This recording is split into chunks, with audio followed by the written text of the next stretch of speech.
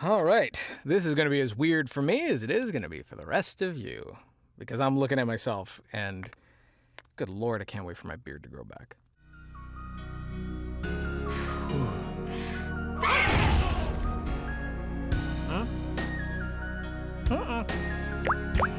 Alrighty, hey guys, welcome back to the channel. A lot has happened.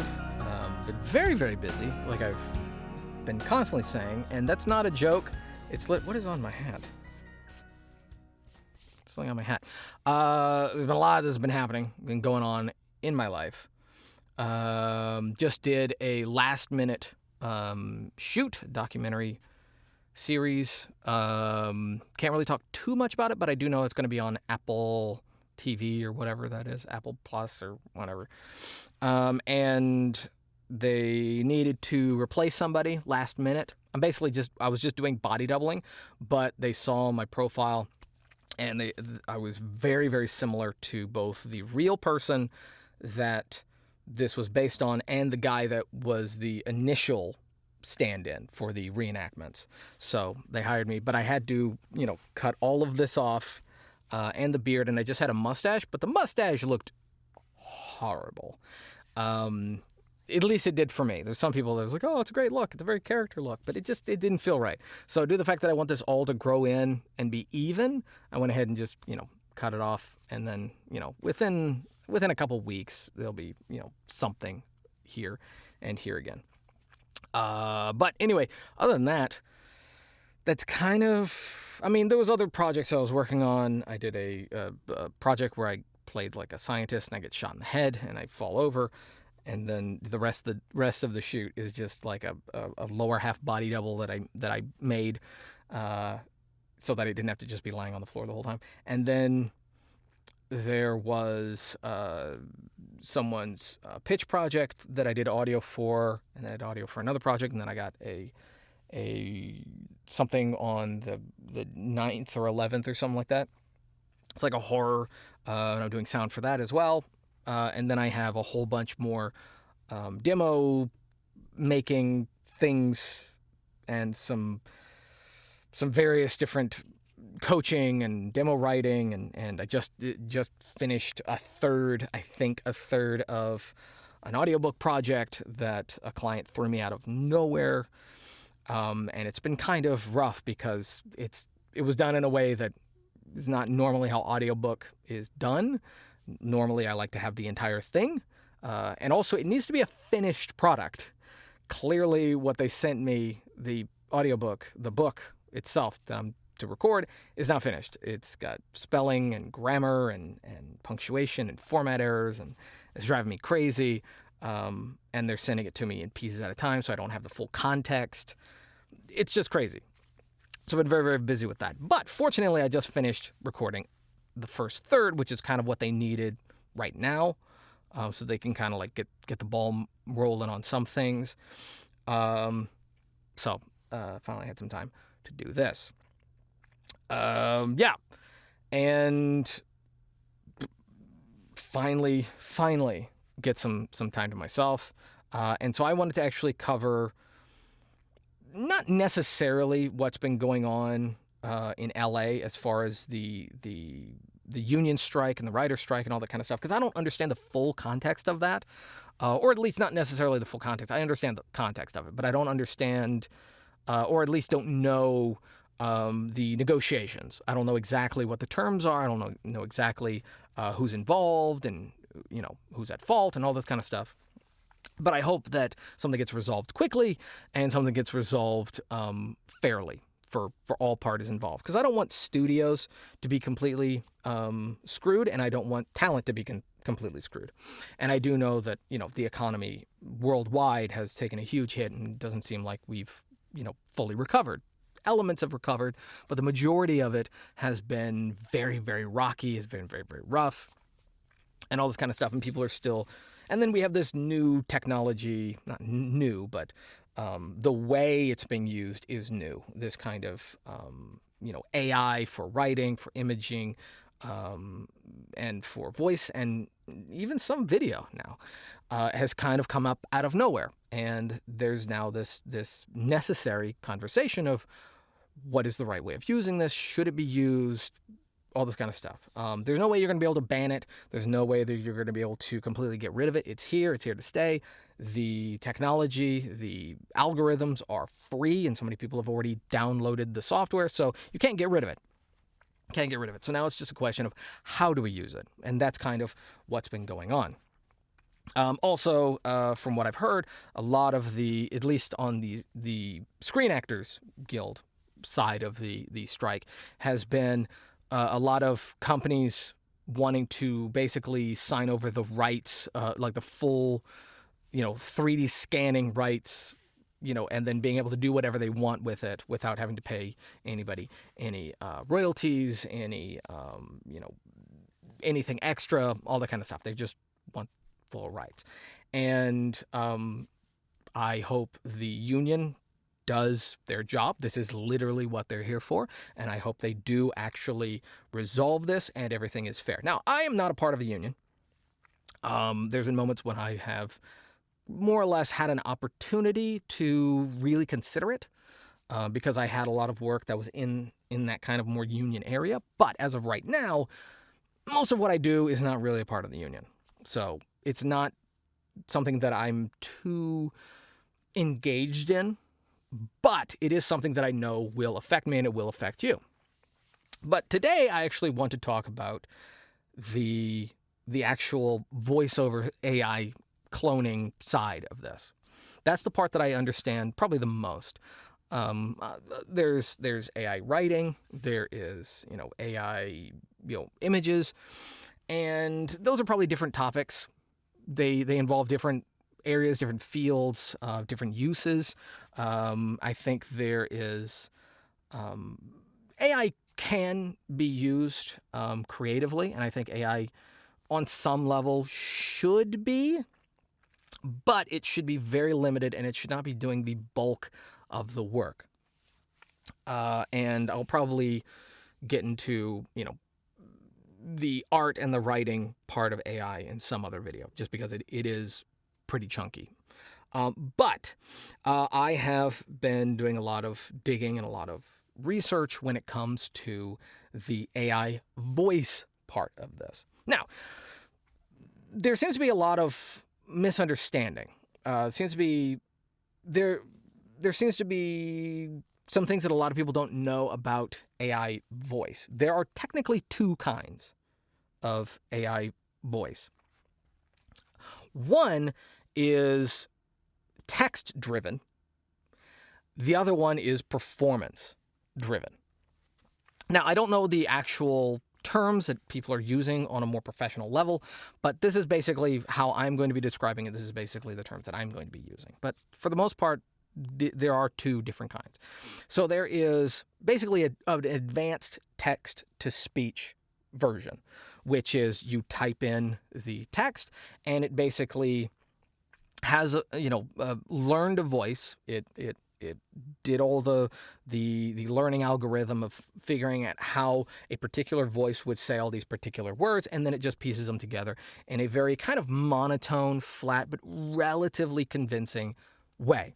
Now, this kind of voice-to-text AI speech is pretty much has been around for a while. Voice messaging systems, Siri, Alexa, your GPS.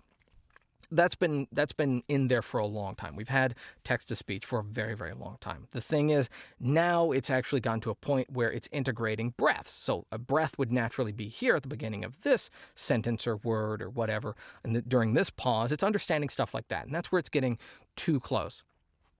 And where a lot of that is being used, often wrongly, is in things like e-learning and audiobook and stuff like that.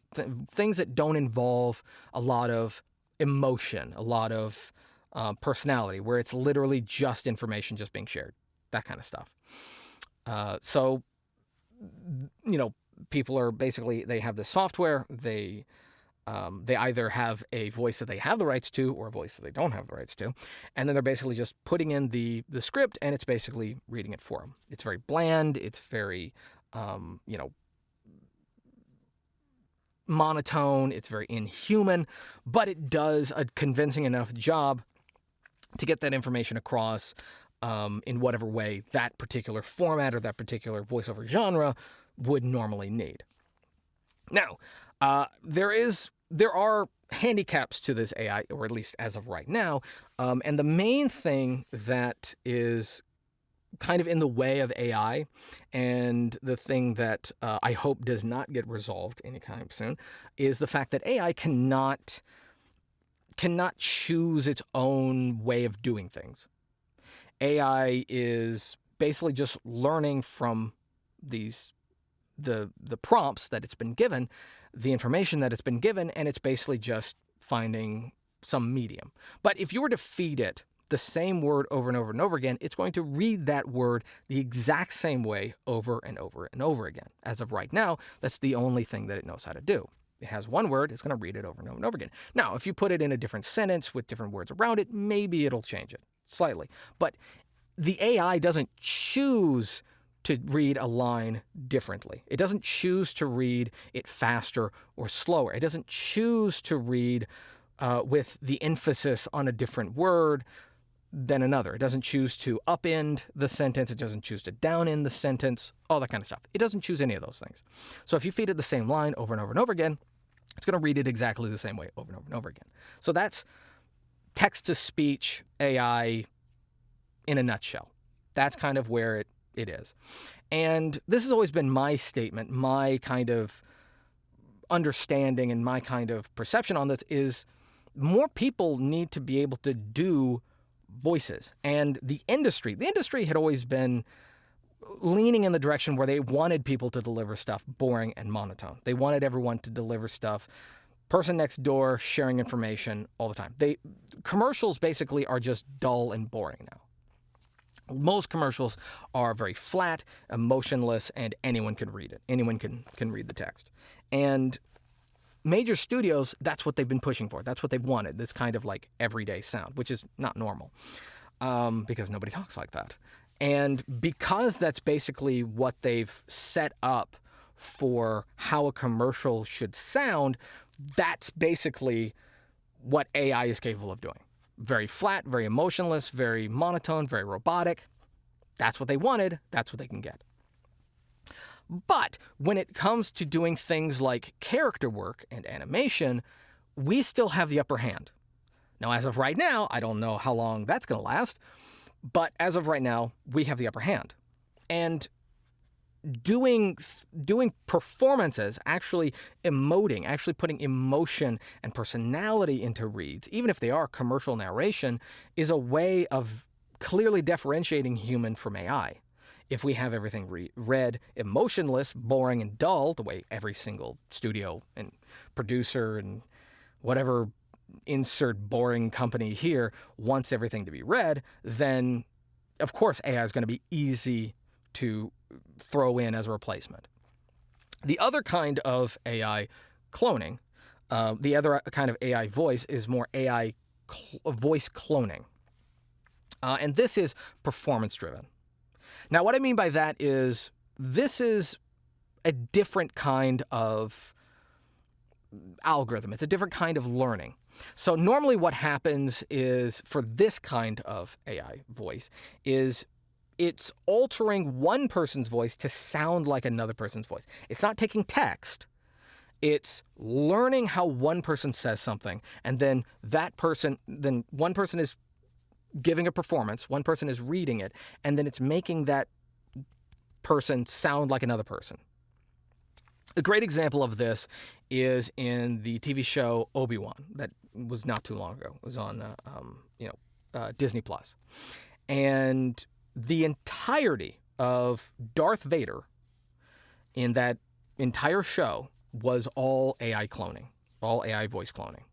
Meaning there was someone else delivering the performance. Maybe it was Hayden Christensen the entire time. I don't know. But there was someone delivering that performance, speaking like Obi-Wan, or speaking like Darth Vader. And then they took all the information, all the audio files, all the audio samples of James Earl Jones from his early years or anything around that time of the original Star Wars films, and they fed that into the computer. and it listened to how Darth Vader talks and how his pitch, his range, the richness of his voice, all that kind of stuff. It took all of that and then took someone else's voice and then just changed that to sound like James Earl Jones. So it's voice cloning. It's an AI voice that's being fed performance information from a different person.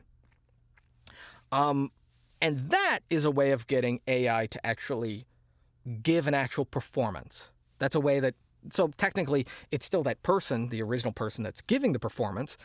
And it's technically two people that are giving a performance, but it's making one sound like the other. That's more of like a filter, or more of like the kind of like face deepfake kind of stuff, rather than the text-to-speech AI voice cloning, or voice text-to-speech AI stuff. But it's still technically AI. It's still technically an algorithm.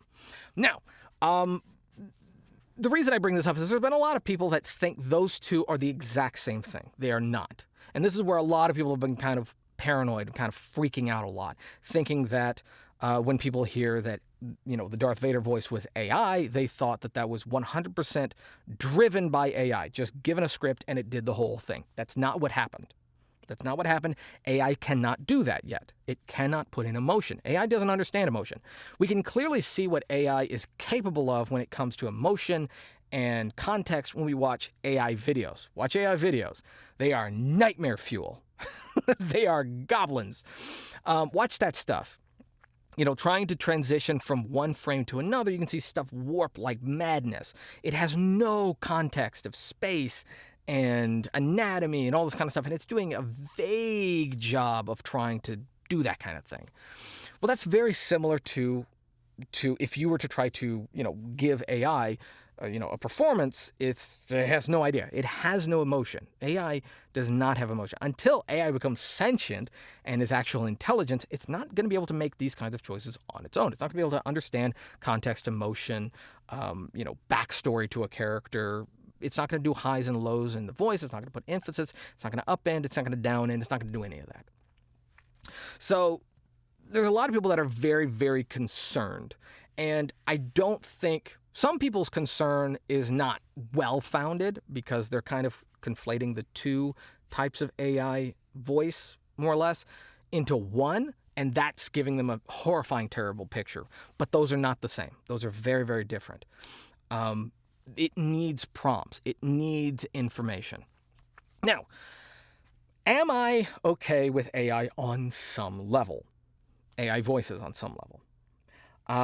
When it comes to the Darth Vader situation, when it comes to the, voice cloning, changing one person's performance and voice to another person's voice, there's a part of me that is. So when it came to the Darth Vader in the Obi-Wan TV show, that was actually done, from what I can tell, respectfully. They still credited James Earl Jones, and they paid him as if it was him doing the voice the entire time. Now, obviously, James Earl Jones is very, very old, and he could not do it anymore. If you listen to his performance in Rogue One, he was very winded. He was very tired, and it did not sound the same. So they wanted a very authentic sounding Vader. Now, should they have just gotten someone else to do Darth Vader? Yes. Obviously, yes. They should have just gotten... There's tons of people that do great Darth Vader voices, and this should have basically just been handed off. They should just done a hunt, find someone who does the best James Earl Jones, the best Darth Vader, and then that person basically takes up the mantle. It's what they do with, all the cartoon characters. It's what they do with, Bugs Bunny, Daffy Duck, Mickey Mouse. They find one person that basically nails it, and they basically give them that job indefinitely until they can't do it anymore. That's what they've done with a lot of others. They basically should have just done that with Darth Vader. But I do actually like the way it was used to some extent, in the fact that they credited him, that he was, paid, and his family was paid. And they had a very strict contract of what they could and could not use with his voice. And anytime they use that, they have to pay, even if James Earl Jones passes away, they have to pay his family what he would have gotten paid if he had come into the booth and done it. From what I understand, that was the agreement. And on that level, I approve. Now, someone still has to perform it. They still have to bring in another actor who has to basically do a Darth Vader-like performance and then just put the filter of James Earl Jones over it. So you still have two actors involved in this. And on that level, that's part of it that I do approve of. Now, they also did the same thing when it came to Luke Skywalker in the Book of Boba Fett. They did the exact same thing.